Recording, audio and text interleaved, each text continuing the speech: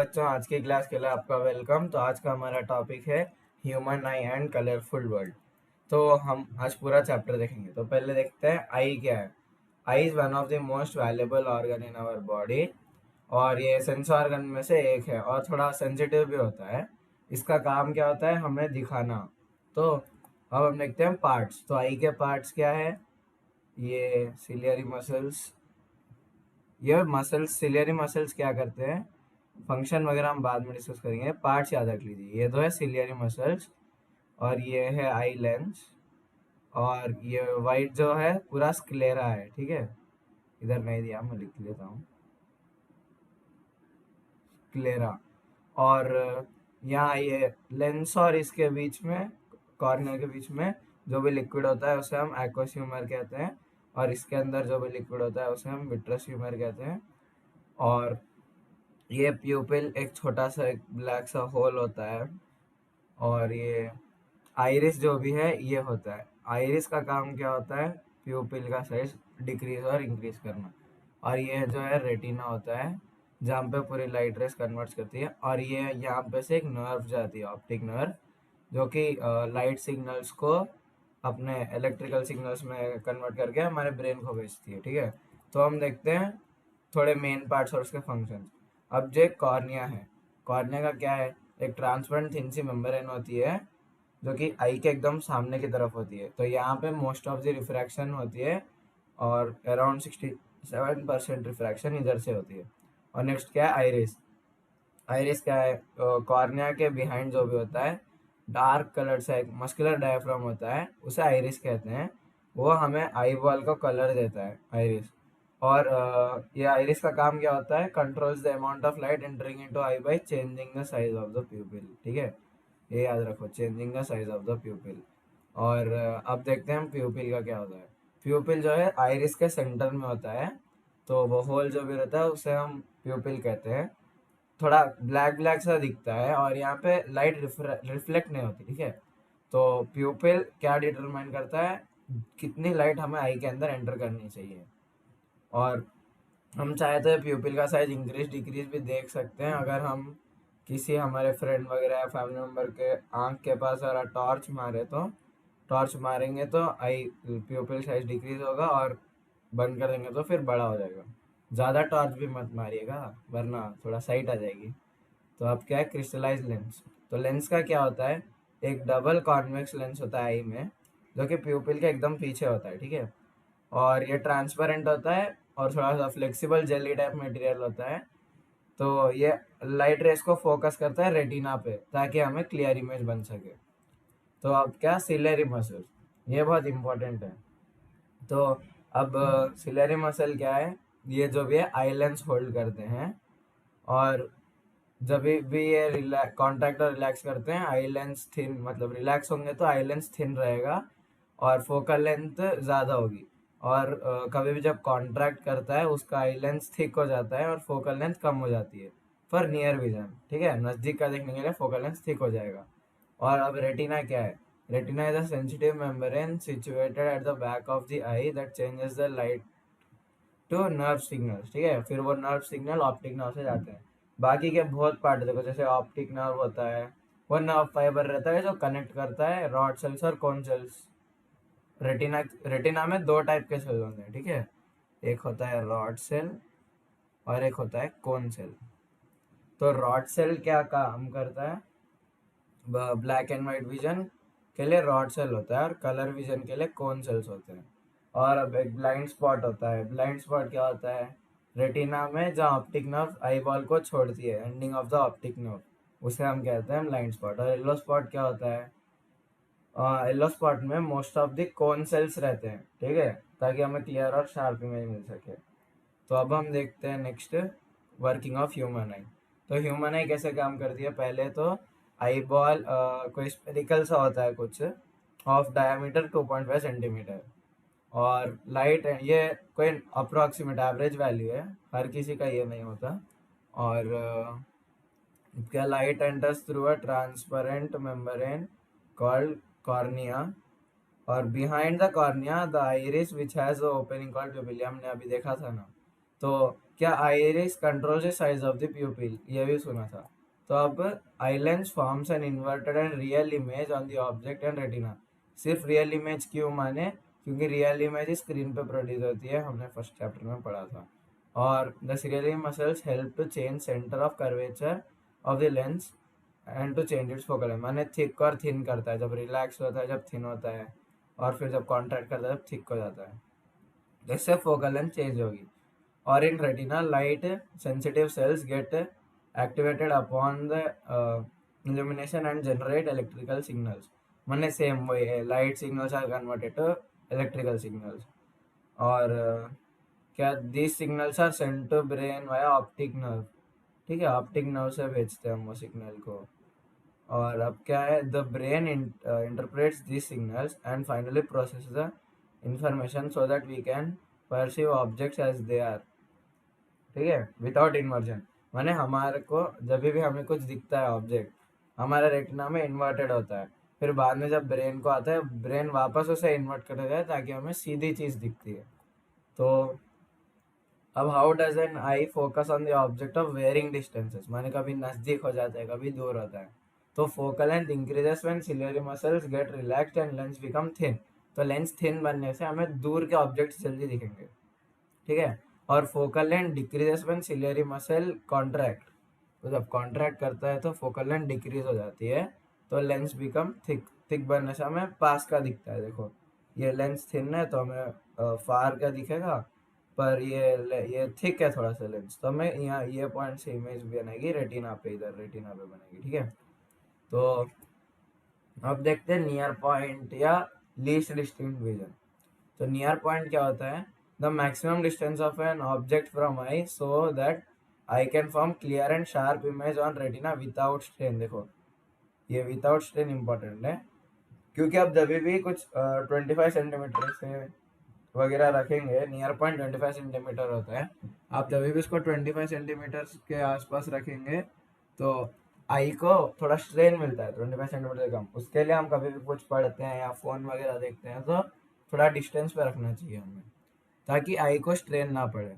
और far point क्या होता है, maximum distance of an object from I so that the human I can form clear and sharp image on retina without strain. देखो ये भी दूर ऑब्जेक्ट को, मतलब द फारेस्ट पॉइंट जहाँ पे भी हमें बिना स्ट्रेन के इमेज फॉर्म हो रही है वहाँ होता है हमारा फार पॉइंट। तो अब देखो रेंज ऑफ विजन देखते हैं। तो the distance between the near point and the far point is called range of vision. तो it varies from 25 centimetre to infinity, near point to far point. ठीक है, 25 centimetre to infinity. तो अब हम देखते हैं एंगल ऑफ विजन। तो angle of vision क्या है, the maximum angle of an eye which can see the whole object without strain is called angle of vision. और नॉर्मल पर्सन का एंगल ऑफ विजन कितना होता है, 60 डिग्रीज। ये important है, नॉर्मल पर्सन का एंगल ऑफ विजन होता है 60 डिग्रीज। और persistence of vision, it is the time for which the sensation of an object continuous in the I, it is about 116। माने इसका मतलब क्या होता है, हम कभी भी कोई ऑब्जेक्ट को देखते हैं फिर किसी दूसरे चीज को देखने लगते हैं, हमने जो पहले ऑब्जेक्ट को देखा होगा वो अभी भी हमारे रेटिना में बनेगा कितना, 1/16 ऑफ अ सेकेंड तक। ठीक है, ये याद रखना। तो अब हम देखते हैं पावर ऑफ अकोमोडेशन। तो पावर ऑफ अकोमोडेशन क्या है, the ability of human eye to change its focal length to see far and near object. माने हमारा जो सिलेरी मसल्स होता है जब कॉन्ट्रैक्ट और रिलैक्स करते हैं उसकी फोकल लेंथ चेंज होती है लेंस की, तो सेल्फ एडजस्टमेंट होता है उससे।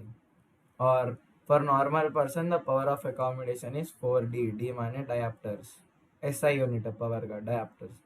और for near point of the power of eye lens is 44 to 47 डायप्टर्स। ठीक है, तो ये एवरेज नॉर्मल आई के लिए होता है। हम डिफेक्ट्स ऑफ विजन का देखेंगे अभी। For far point of power of eye lens is 40 dioptre to 43 dioptre. तो डिफेक्ट्स ऑफ विजन देखो, तो छोटे डिफेक्ट्स ऑफ विजन क्या है, एक मायोपिया या फिर उसको हम कहते हैं शॉर्ट साइटेडनेस, और एक होता है हाइपरमेट्रोपिया जिसे हम कहते हैं लॉन्ग साइटेडनेस, एक प्रेसबायोपिया, एस्टिग्मेटिज्म और कैटरैक्ट। और अब हम देखते हैं मायोपिया। तो मायोपिया क्या है, myopia is also known as near sightedness या शॉर्ट साइटेडनेस भी कह सकते हैं। अब मायोपिक पर्सन माने जिसको मायोपिया हुआ है cannot see distant object clearly because the far point of his or her eye is less than infinity। मतलब हम ज़्यादा दूर के ऑब्जेक्ट नहीं देख पाते हैं क्योंकि हमारी आई का फार पॉइंट इन्फिनिटी से कम होता है। और myopia is defect of eye due to which the eye is not able to see distant object clearly, माने दूर का ढंग से नहीं दिखता, उसे हम कहते हैं मायोपिया। और minimum focal length is required is equal to 2.27 centimetre and maximum focal length is less than 2.5 centimetre. ये फोकल लेंथ लेंस की होती है। और near point is 25 centimetre, far point is less than infinity. और अब क्या होता है next, in myopic eye image from a distant object is formed in front of the retina and not able to see itself. माने अब retina से थोड़ा आगे की तरफ फॉर्म होगी। देखो बताता हूँ डायग्राम में। जो अब मायोपिया क्यों होता है हमें, तो मायोपिया कब होता है, माने आई लेंस जब ज़्यादा थिक हो जाता है तो फोकल लेंथ क्या होती है, डिक्रीज हो जाएगी तब। और एक क्या है, increase in size of eye ball, माने साइज आई बॉल का साइज बड़ा हो जाएगा तो डिस्टेंस भी इंक्रीज होगा between eye lens and retina. तो डिस्टेंस इंक्रीज होने से इमेज रेटिना पे फॉर्म नहीं हो पाएगी। और decreasing the focal length of the eye lens, जब फोकल लेंथ डिक्रीज हो जाएगा जब होगा। और increasing the power of the lens, तो उससे भी हो सकता है। और इसे क्योर कैसा करते हैं, तो इसे डिफेक्ट को करेक्ट करने के लिए क्या करना पड़ेगा, हमें कॉनकेव लेंस यूज करना पड़ेगा ऑफ सूटेबल पावर, माने आई के फोकल लेंथ वगैरह पावर के हिसाब से हमें सेलेक्ट करना पड़ेगा। और अब कॉनकेव लेंस क्या करता है, कॉनकेव लेंस क्या करेगा, इमेज को पहले डाइवर्ज करेगा, फिर हमारा आई लेंस उसे कन्वर्ज करेगा रेटिना पे, ताकि करेक्ट इमेज फॉर्म हो सके और हमारे इमेज क्योर हो सके। देखो अब ये 3 डायग्राम्स है, ये बहुत इंपॉर्टेंट है। देखो पहला क्या है, नॉर्मल आई का डायग्राम है। देखो इधर लिखा हुआ है नॉर्मल आई। तो देखो नॉर्मल आई में क्या होगा, दूर का ऑब्जेक्ट लेंस को लग के कन्वर्ज होकर रेटिना पे मिल जाएगा। लेकिन अब मायोपिक आई का जो है, देखो मायोपिक आई में लेबलिंग इंपॉर्टेंट है। डायग्राम आएगा तो यहाँ से अब इधर जाएगा, पर ऑब्जेक्ट इधर आ रहा है। देखो इमेज इधर आएगी हमें, तो ये इमेज इधर आने से हमें रेटिना पे नहीं आएगी, तो क्लियर इमेज नहीं होगी, इधर ब्लर्ड इमेज आएगी। और अब ये देखो, अब जब हम यूज़ करेंगे concave lens, concave lens use करने से क्या होगा, पहले ये लेंस इधर लग के डाइवर्ज कर रहा है, देखो लाइट रेस को इधर से डाइवर्ज, फिर इधर से हमें रेटिना पे कन्वर्ज हो जाएंगी। तो ये हो गया करेक्शन ऑफ मायोपिया, ये करेक्शन का डायग्राम होता है। और ये जो भी एक्स है ना, वो है फोकल लेंथ। तो मतलब इसका एक फॉर्मूला होता है, इसका एक डेरिवेशन होती है, ठीक है। हम डेरिवेशन क्या होगी, अब एक्स एक्स को हम क्या ले लेंगे, एक्स को लेते हैं हम फार पॉइंट, ठीक है। एक्स को हम फार पॉइंट लेने से तो अब हमारे क्या होगा, यू जो भी हमारे ऑब्जेक्ट डिस्टेंस क्या होगा, इन्फिनिटी। और साइन कन्वेंशन अप्लाई करने से क्या होगा, माइनस इन्फिनिटी होगा। और वही हमारा इमेज डिस्टेंस क्या होगा, माइनस एक्स होगा, ठीक है। तो माइनस एक्स होने से अब हमें सबको लेंस का फॉर्मूला तो पता ही है, 1/f equal to 1/v minus 1/u। तो अब इसमें बस सब्स्टिट्यूट करना है, क्या 1/f equal to 1/-x minus 1/-इन्फिनिटी, ठीक है। तो अब ये क्या हो गया, 1/f equal to 1/-x plus 1/इन्फिनिटी हो गया। तो अब क्या 1/इन्फिनिटी क्या है, 0। तो 1/इन्फिनिटी 0 है तो क्या हो जाएगा, 1/f इक्वल टू 1/-x। तो अब इसको हम रेसिप्रोकल ले लेते हैं, f इक्वल टू -x। तो ये हमारा फॉर्मूला, डेरिवेशन नहीं पूछते हैं वैसे तो, फिर भी याद रख लीजिएगा। तो यहाँ पे -x, x क्या है, फोकल लेंथ है। अब इससे कभी भी, अब ये फोकल लेंथ मिलने से अब कोई पावर पूछेगा, पावर का फॉर्मूला क्या है, 1/f, खत्म। जो भी देगा इसे कर लेना। और अगर ये f मीटर में है तो ये फॉर्मूला यूज़ करना, ठीक है। और वही अगर f सेंटीमीटर में मिला तो 100/f यूज़ कीजिएगा।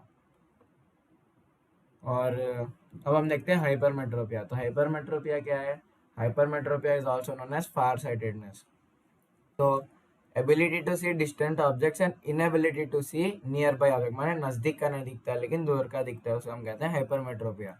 तो minimum focal length is greater than 2.25 centimetre, 2.27 centimetre and maximum focal length is equal to 2.5 centimetre.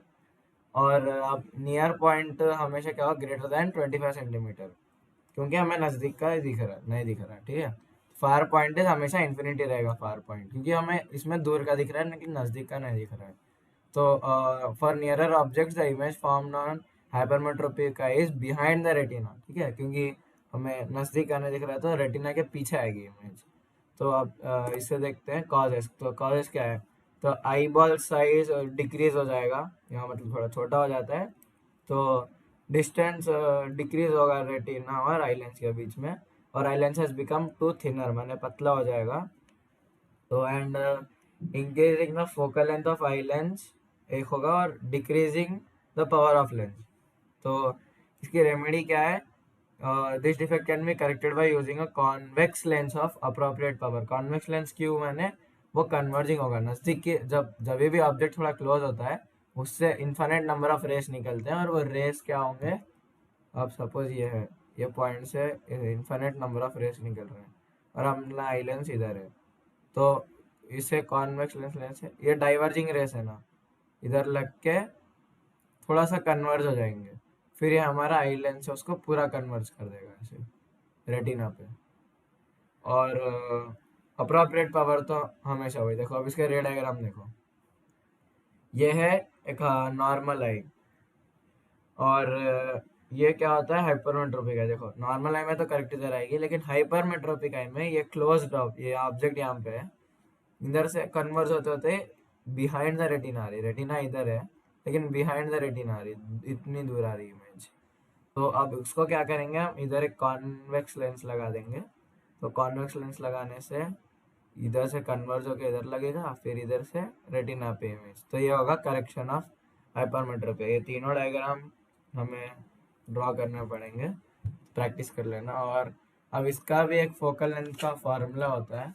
तो इसका फोकल लेंथ का फार्मूला क्या होगा, सेम मतलब हमें मतलब डेरिवेशन तो नहीं आएगी, फिर भी एक बार देख लेने में कुछ। तो हमें यू लेना पड़ेगा -25, क्योंकि माइनस साइन कन्वेंशन में आएगा, ठीक है। तो -25 ले लेंगे, और v हम लेंगे x।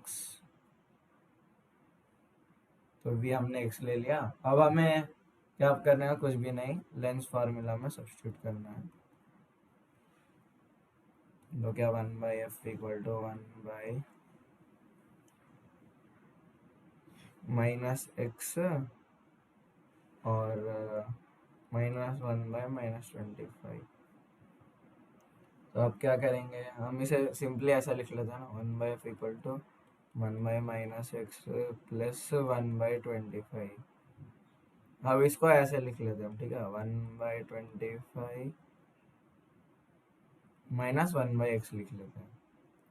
तो अब इसका क्या होगा, अब इधर आ जाते हैं। अब 1/f equal to x -25/25x, ठीक है। अब ये जो है, अब इसको हम इन्वर्ट कर लेंगे, तो 25x/x-25, यही है हमारा focal length of hypermetropic. Formula याद रखना, न्यूमेरिकल्स में काम आएगा। और सेम पावर के लिए क्या करना पड़ेगा, 1/f अगर पावर मीटर्स में है तो, या पावर इक्वल टू 100/f अगर सेंटीमीटर्स में है तो, ठीक है। और इसके न्यूमेरिकल वगैरह या वर्कशीट किसी को करनी है तो डिस्क्रिप्शन में आज शाम तक लिंक दे दिया जाएगा, कर देना। इफ़ पॉसिबल सॉल्यूशन भी देंगे। तो अब नेक्स्ट क्या है, प्रेसबायोपिया। प्रेसबायोपिया क्या है, ओल्ड एज हाइपरमेट्रोपिया को हम कहते हैं प्रेसबायोपिया। तो occurs at the age of 35 to 40, और इसके सिम्टम क्या है, reduced near vision, difficulty in reading without glasses, माने हमने देखा होगा घर में बड़े लोग न्यूज़पेपर थोड़े स्पेक्स पहन के पढ़ते हैं सुबह, ठीक है। तो और क्या है, presbyopia defect of an eye due to which eye is not able to see clear and nearby object and the distant object clearly. तो इसका भी सेम ही होगा, minimum maximum focal length is less than 2.27 centimetre, and maximum focal length is less than 2.5 centimetre. और the near point is greater than 25 centimetre and far point is, मतलब range of vision थोड़ा decrease हो जाएगा इसका। और इसके causes क्या है, loss of flexibility of eye lens and eye lens become rigid, माने अगर आई लेंस रिजिड हो जाएगा तो फिर वो ना तो थोड़ा थिन हो जाएगा ताकि हमें दूर के ऑब्जेक्ट दिख सके, और ना तो थोड़ा थिक हो जाएगा ताकि हमें क्लोज ऑब्जेक्ट दिख सके। तो ये क्यों होगा, वीकनिंग ऑफ सिलियरी मसल्स से आई लेंस को कॉन्ट्रैक्ट और रिलैक्स नहीं कर पाएंगे। और इसके रेमेडी क्या है, defect can be corrected bye a bifocal lens, ठीक है। तो बाईफोकल लेंस देखो ऐसा होता है, यहाँ में प्रोग्रेसिव लेंस भी यूज कर सकते हैं। तो देखो ये एक लेंस, ये पूरा एक लेंस होता है और ये पूरा एक लेंस होता है। ये है प्रोग्रेसिव लेंस, ये पूरा एक लेंस होता है, फिर ये शेड वाइट कलर का पार्ट एक लेंस होता है। देखो ये नियर, ये जो होता है नियर के लिए होता है, ठीक है, नियर विजन। और ये होता है फार विजन के लिए, ये होता है बाइफोकल लेंस, देखो, ठीक है। तो अब हम देखते हैं एस्टिग्मेटिज्म। तो एस्टिग्मेटिज्म क्या है, inability of an human I which can identify the horizontal and vertical columns of an object is known as astigmatism. तो astigmatism is a type of refractive error। तो refractive error मतलब shape of eye does not bend light properly resulting in blurred image। इसका causes क्या होंगे, the cornea has an irregular shape, इसे हम कहते हैं कॉर्नियल एस्टिग्मेटिज्म। और the lens has an irregular shape, तो उसे कहते हैं हम लेंटिकुलर एस्टिग्मेटिज्म। इसका रेमेडी क्या है, it can be cured by using a cylindrical lens of appropriate front. तो ये कैटरैक्ट क्या होता है, तो कैटरैक्ट का क्या होता है, द मिल्की और cloudy layer formed on the lens portion is known as cataract. तो कैटरैक्ट का क्यूर क्या होगा, कोई नहीं, बस कैटरैक्ट सर्जरी करवानी है। अगर किसी को कैटरैक्ट सर्जरी का देखना है तो कमेंट कीजिए, हम उधर उसको लिंक भेज देंगे कैटरैक्ट सर्जरी का। और कलर ब्लाइंडनेस, तो कलर ब्लाइंडनेस क्या है, ये भी एक टाइप का डिफेक्टिव विजन है जिसमें जो भी देखता है करेक्ट कलर आइडेंटिफाई नहीं कर पाएगा क्योंकि उसके कौन सेल्स का नंबर लेस होगा।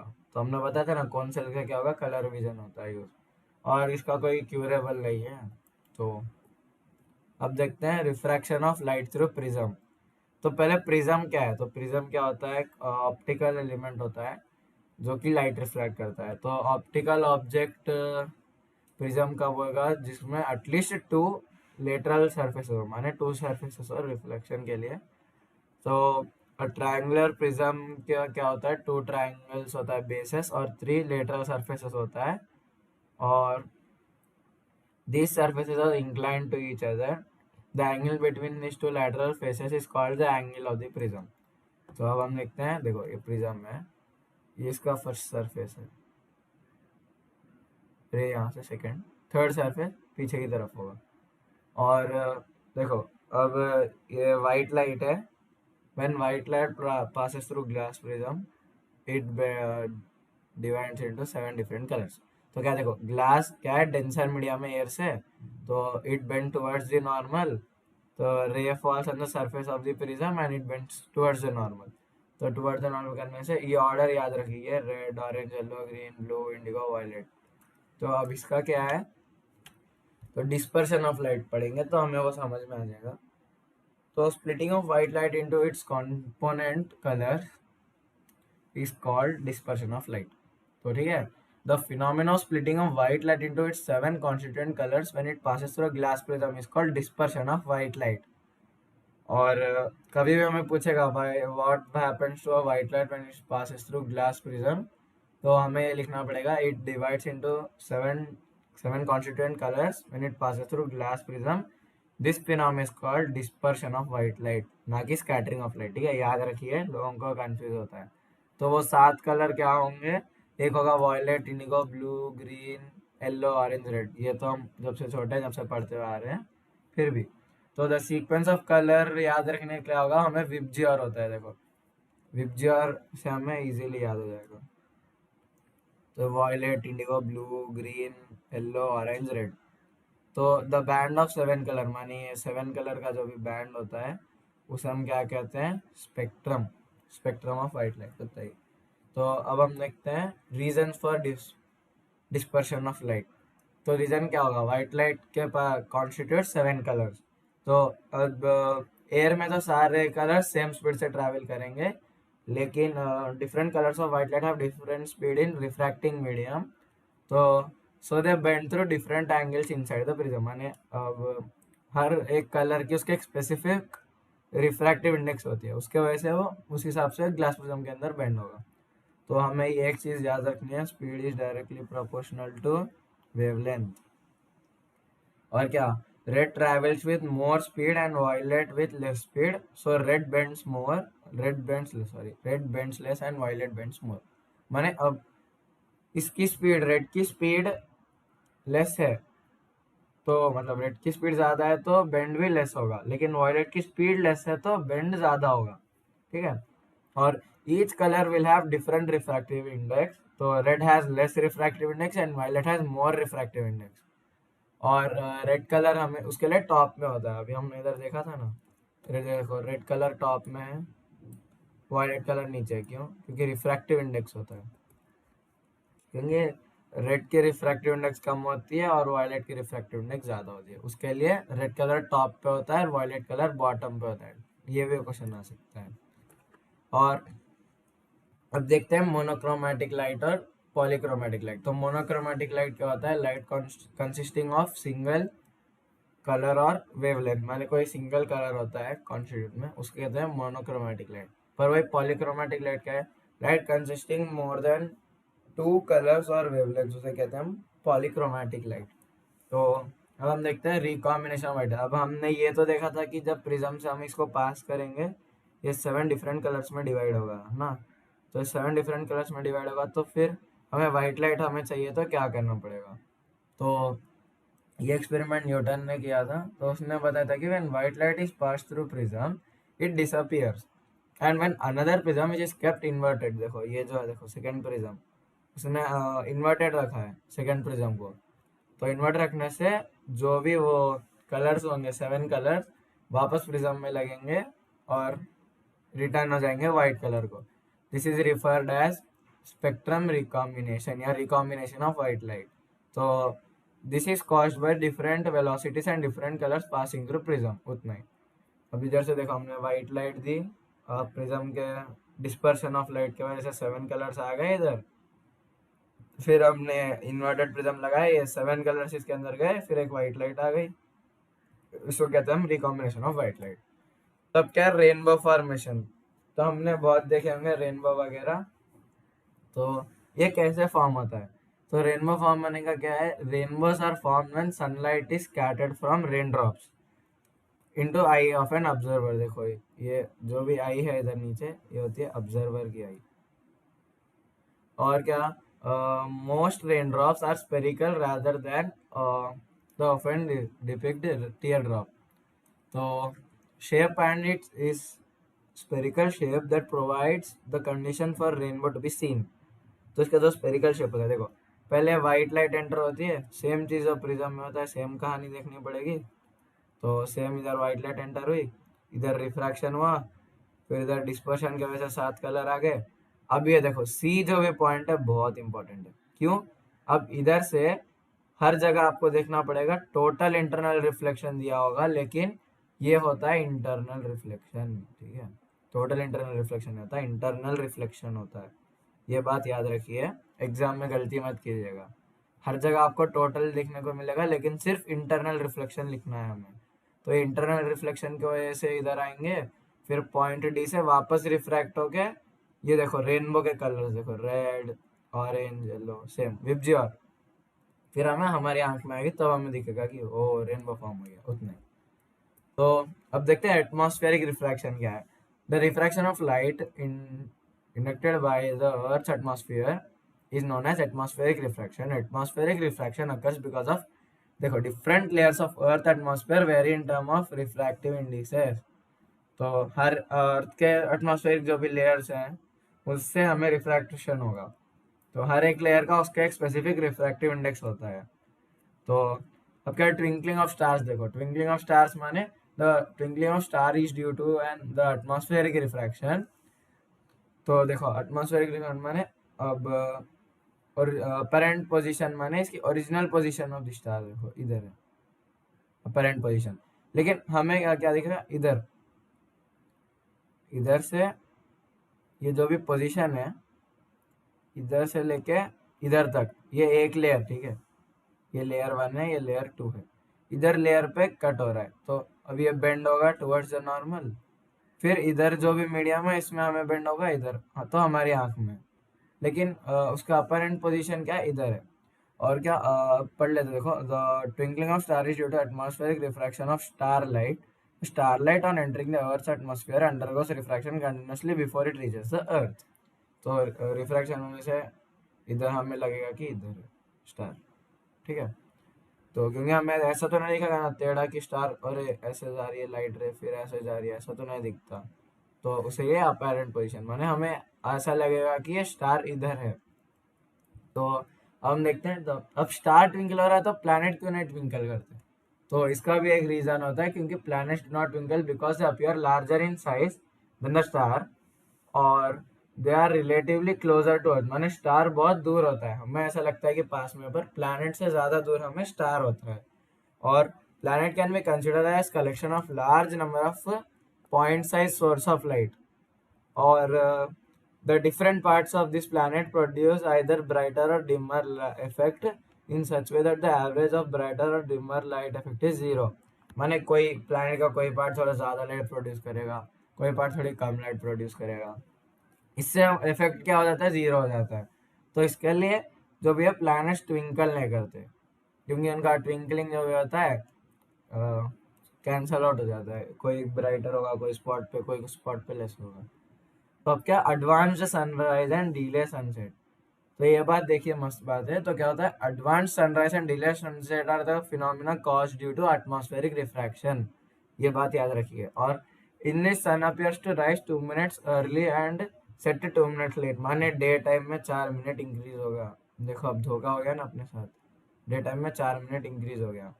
तो अब देखो असल जो होता है इधर होता है रियल पोजीशन, माने सन इधर होता है, यह होराइजन, होराइजन के ऑब्जर्वर की आंख से एक पैरेलल लाइन जो भी होराइजन होता है। तो जो भी हमें होराइजन के नीचे वाले ऑब्जेक्ट्स कभी नहीं देख सकते, हमेशा होराइजन के ऊपर। तो इधर पूरा अर्थ कैसा एटमॉस्फेयर होगा, ऐसे ऐसे करके एटमॉस्फेयर होगा ना अर्थ का। तो इसको लग के रिफ्लेक्ट रिफ्लेक्ट हो गए, हमें ऐसा लगेगा कि अरे सन इधर आ गया, सुबह हो गई, उठना पड़ेगा स्कूल जाने के लिए। और वही इधर जो सीन होगा, देखो रियल पोजीशन, सन सेट हो चुका है और नेचर के हिसाब से तो सन सेट हो गया, लेकिन हमें वापस सेम इधर एक लेयर इधर एक लेयर इधर एक लेयर, एटमॉस्फेरिक रिफ्रैक्शन की वजह से ऐसा लगेगा कि अरे यार कब खत्म होगा ये, शाम ही खत्म नहीं हो रही, रात आई तो हम सो सके, ऐसा। तो इधर जो भी है 2 मिनट्स का गैप आएगा और इधर जो भी है 2 मिनट्स का गैप आएगा बस। तो इससे हम डे टाइम में 4 मिनट इंक्रीज होगा, 4 मिनट एक्स्ट्रा पढ़ना पड़ेगा और कुछ नहीं। और क्या, स्कैटरिंग ऑफ लाइट। तो स्कैटरिंग ऑफ लाइट क्या है, when light passes from one medium to another. तब समझो एक एयर से ग्लास में जा रही है, या वाटर, देखो वाटर में जा रही है समझो। तो when then a part of light is absorbed by the particles of medium proceeded by its subsequent radiation in the particle direction, this phenomena is termed as scattering of light। मैंने देखो कुछ नहीं, अब ये एयर के है molecule, जो भी एटम्स है, फिर हमारे हमें जो आते हैं मीडियम तक, रेयर से डेंसर तक, थोड़ी एनर्जी जो है एब्जॉर्ब हो जाती है पार्टिकल्स की वजह से, देखो थोड़ा ऑब्स्ट्रक्शन वगैरह आता है, ठीक है। तो इसका हम देखो एक रीजन भी देंगे बाद में। तो देखो रिले स्कैटरिंग का क्या है, Rayleigh scattering refers to the scattering of light by particles in its path size up to 1/10 of the wavelength of the light occurs without any loss of energy and change of wavelength। तो मैंने energy थोड़ी loss नहीं होगी, सिर्फ 1/10 of the light तक। तो अब उसका क्या होगा, why sky appears in blue colour. देखो ये मस्त क्वेश्चन है, कभी सोचा होगा आपने, अब उसका जवाब सुनिए। तो scattering caused by this tiny air molecules increase as the wavelength of light decreases. तो इसका देखो सिंपली क्या होगा ना, shorter wavelengths are scattered more, सीधा सीधा शब्द में बोले तो। और शॉर्टर वेवलेंथ क्या है, वायलेट इंडिगो ब्लू। तो ठीक है, इधर लिख देते हैं हम विबजीआर वाला ऑर्डर, विबजीआर।